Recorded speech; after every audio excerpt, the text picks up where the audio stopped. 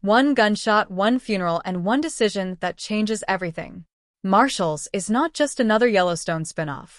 It begins with loss, rage, and a man who has nothing left to lose.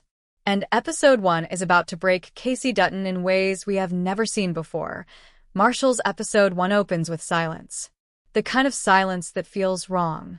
For months, Casey Dutton has been trying to live a quiet life at East Camp with Monica and Tate. No ranch wars. No politics. No blood. Just family. Just peace. But in the Yellowstone universe, peace never lasts. The first episode makes one thing clear immediately. Casey's past has finally caught up with him. The trailer hints at tragedy, and everything points toward Monica's death. The pain in Casey's eyes is not confusion. It is not shock. It is something deeper. It is guilt. The kind of guilt that comes when you believe your past choices brought danger to your home. We see Casey standing alone, completely broken. Tate is no longer the scared little boy we once knew. He is older now. And this time, the trauma hits differently. He does not cry like a child. He looks angry, lost, cold. That alone tells us that episode 1 will not just focus on grief. It will focus on revenge. The big question is simple. Was Monica's death random, or was it a message? Everything suggests it was targeted. Casey has made enemies over the years, dangerous ones. Criminal networks, violent extremists, and people who hate what the Dutton name represents. If someone wanted to hurt Casey in the deepest way possible, they would not attack him directly. They would take the one thing he loved most. And that is exactly what this feels like. The emotional weight in this episode is heavy. We are not watching a cowboy story anymore. We are watching a war story begin. Because the moment Monica dies, the old Casey comes back. The Navy SEAL. The man trained for combat. The man who knows how to hunt. But here is the twist. Casey does not immediately grab a gun and ride into the night. Instead, he gets a call. A call that changes the direction of the entire series. Pete Calvin, Casey's former SEAL team leader. Pete is now connected to the U.S. Marshals. And he knows something Casey does not. He tells Casey that Monica's death may be connected to something bigger. Something organized. Something federal. This is where episode 1 becomes different from every Yellowstone show we have seen before. Instead of ranch politics, we enter the world of federal law enforcement. Interstate crime. Manhunts. Tactical operations. Pete offers Casey something very simple, answers. But those answers come with a price. Join the Marshals. Casey's decision is not about career. It is not about purpose. It is about revenge disguised as justice. Pete understands that. He sees the anger inside Casey. But he also knows Casey is one of the best operators he has ever worked with. And this is where the emotional conflict begins. If Casey joins the Marshals, he leaves Tate behind in the middle of grief. He leaves the only family he has left. But if he stays, Monica's killers may never face justice. The episode builds tension around this choice. Tate does not beg his father to stay. That is what makes it more powerful. Instead, Tate looks at Casey with the same fire in his eyes, almost as if he is thinking the same thing. Find them. This silent understanding between father and son is chilling. It tells us that Tate may not sit quietly while the Marshals investigate. He might start hunting on his own. Meanwhile, Thomas Rainwater appears. And his presence changes everything. When something happens to one of his people, Thomas does not stand back. He promises Casey that the tribe will also search for answers. But his methods are different. More political. More strategic. Less official. Now we have two investigations forming at the same time. The Marshals. And the reservation. And in the middle of it all stands Casey Dutton, a man torn between law and vengeance. Episode 1 slowly reveals that Monica's death may be linked to a violent extremist group operating across state lines. A group that targets Native communities. A group already under federal watch. If this is true, then Monica was not just a victim. She was part of a larger pattern. That realization changes Casey completely. Because this is no longer personal. It is war. And by the end of the first section of episode 1, Casey makes his decision. He does not give a long speech. He does not explain himself. He simply tells Pete 2 words. I'm in. That moment is the true beginning of Marshals. Not just a spin-off. A transformation. Casey Dutton is stepping into a new battlefield. One with badges instead of brands. But make no mistake, the violence, the danger, and the emotional damage are about to reach a level we have never seen before in the Yellowstone universe. And this is only the beginning. Section 2. The team that hunts in the dark. The moment Casey says, I'm in, everything moves fast. Episode 1 does not waste time showing us how different this world is from the ranch. There are no horses here. No wide, open fields. The U.S. Marshals operate with speed, strategy, and precision.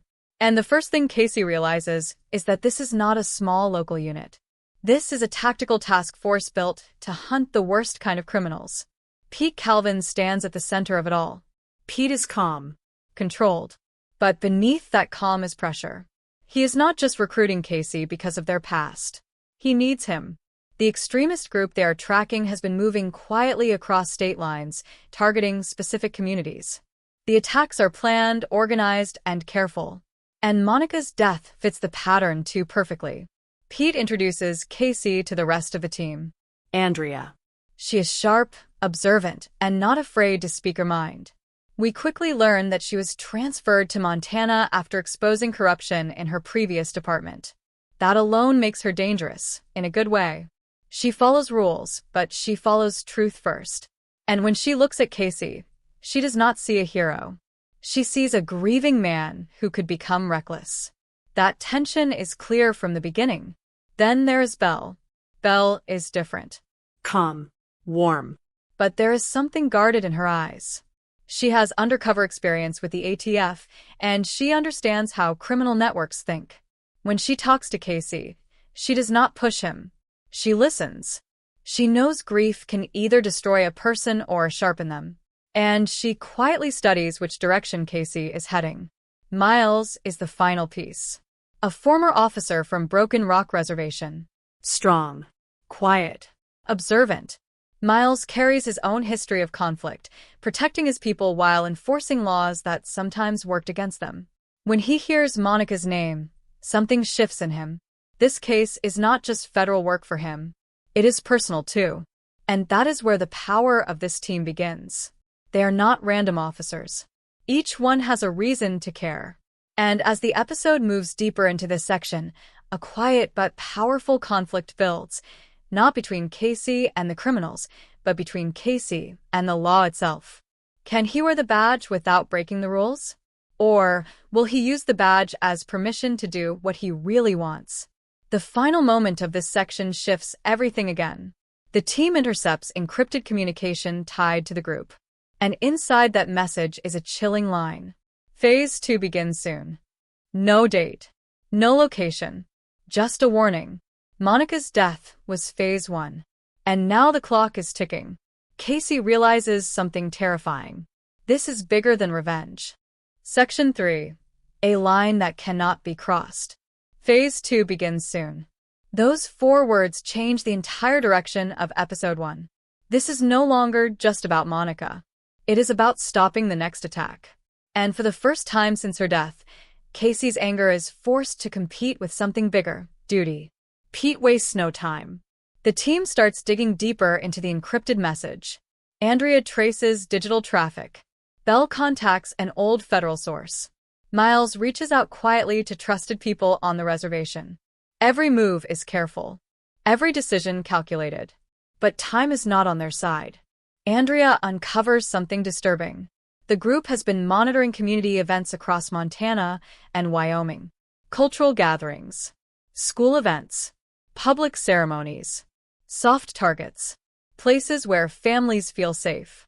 That realization hits Casey harder than anything else. Because Monica believed in community. She believed in showing up. In being present. And now the thought that these people may attack another gathering feels like history repeating itself. Pete lays out the strategy. They cannot move until they confirm the location of Phase 2. A premature raid could push the group underground. They need leadership. They need proof. Casey listens. but inside he is boiling. There is a moment during a private conversation between Casey and Pete that reveals the real tension. Pete reminds him, "We are not executioners. We are marshals." Casey responds quietly, "Tell that to the families." That single exchange defines the emotional core of this episode. Casey is standing on a line. On one side is the law. On the other is vengeance. And he is dangerously close to stepping over. Meanwhile, Tate's behavior becomes more concerning. He begins skipping school, spending time alone, watching news reports about extremist violence. Rainwater speaks to him gently, trying to guide him without pushing too hard. But Tate asks one question that shakes everyone. If they don't get punished, what's the point of rules? It is a question that mirrors Casey's inner battle. Back with the task force, Belle brings in a breakthrough. Through an undercover contact, she learns that a high-ranking member of the Sons of the Frontier is planning to meet with suppliers near the Montana border. Weapons, explosives, large quantities. This is not random violence. This is organized terror. Pete authorizes a controlled intercept operation. Not a full assault. Just surveillance and confirmation. They need to identify the leader. The team sets up quietly. Tension fills the air. Casey is positioned with Miles. And for the first time, Miles speaks openly about his fear, not of dying, but of failing his people. He tells Casey, "If we stop them, it matters. If we don't, it spreads." That line lands heavily, because this fight is no longer about one family. It is about breaking a cycle. The suspect vehicles arrive. Armed men step out. And then finally they see him, the man believed to be coordinating attacks. Cold, calm, smiling. Casey recognizes something immediately.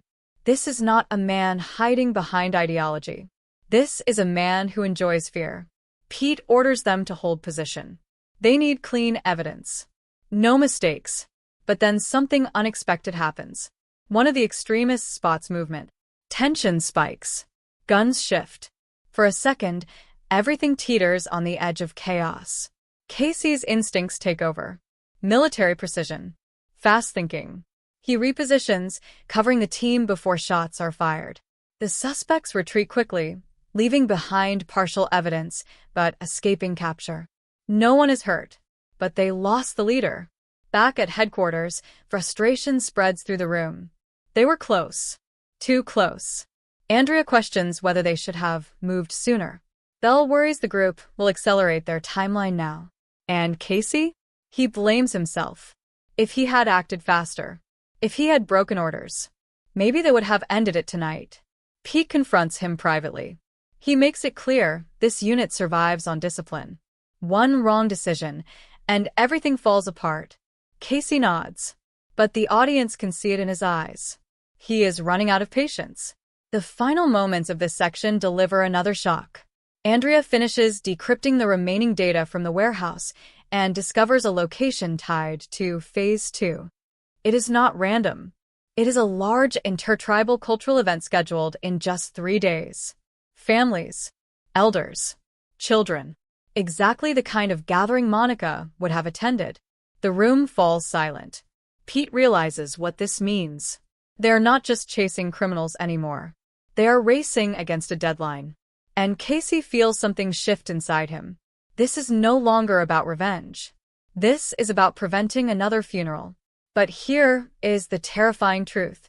If they fail, the blood will not only be on the extremists' hands. It will be on his. And for a man already drowning in guilt, that might be the one thing he cannot survive.